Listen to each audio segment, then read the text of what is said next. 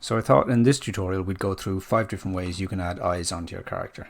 The first is by far the easiest. You simply append a sphere, and when you append a sphere it will come into your scene. You can scale it down, place it, scale it down, go into transparent mode if you need to see inside where you're placing it.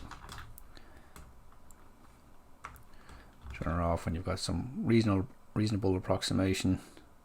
Put the eye in place, and then mirror and weld.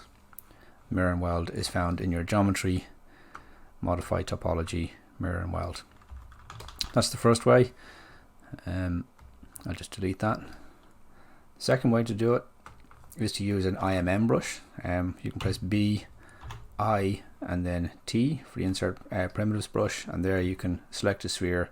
And if your object is composed of multiple subdivision levels, as in this case it won't allow you to draw one on, I'm going to press Shift F here, and you can see that this has multiple subdivision levels.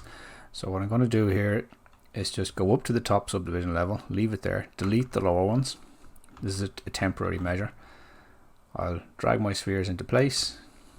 It will automatically mask the main model. I can push them into place.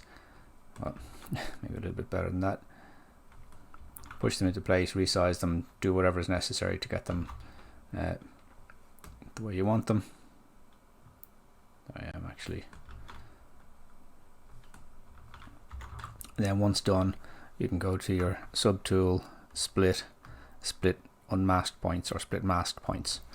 That will separate the eyes from the head, and then you have a new subtool. Go back to your head, your geometry, and from here, because we actually lost our subdivision levels, but we haven't actually changed the geometry as such, we can just reconstruct all of the previous subdivision levels. So we can get that back down to what it was. The next version, that's the second.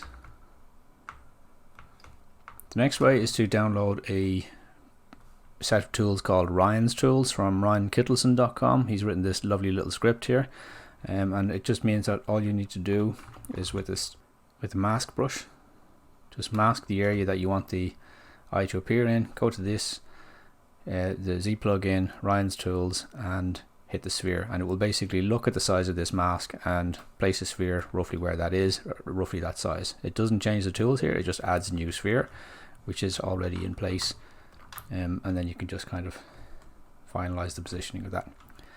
That's the next way. Third.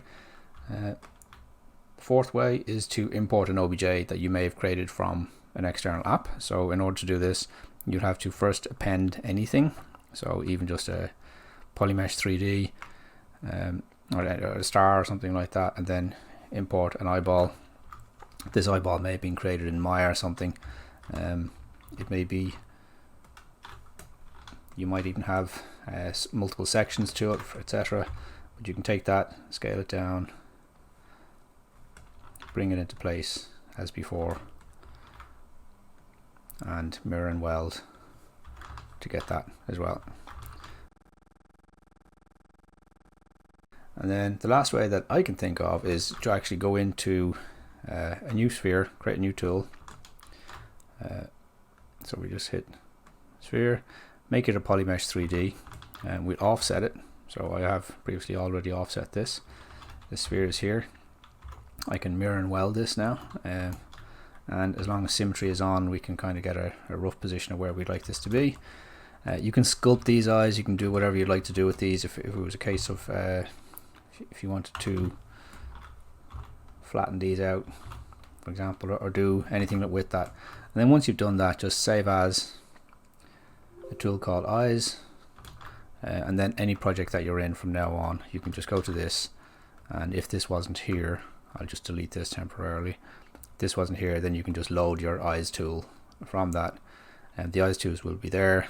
You go back to your main brush and then append that. They'll come in more than likely at the wrong size. Just scale them down, fit them back into place,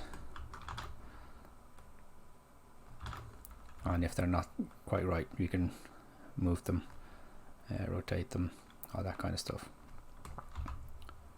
So as ever, that's 1, 2, 3, 4, 5 different ways to do it. Hope these tips help, and as usual, do this subscribing thing if you can. Cheers, thanks, bye.